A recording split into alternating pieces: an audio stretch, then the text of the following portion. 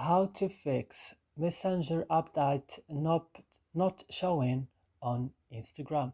Today guys, I'm gonna show you how to fix and solve this problem. Just watch this video until the end. So first you will just go and open settings, and on settings you have to go to apps or applications, and on apps or applications you will search for Snapchat, Messenger, sorry.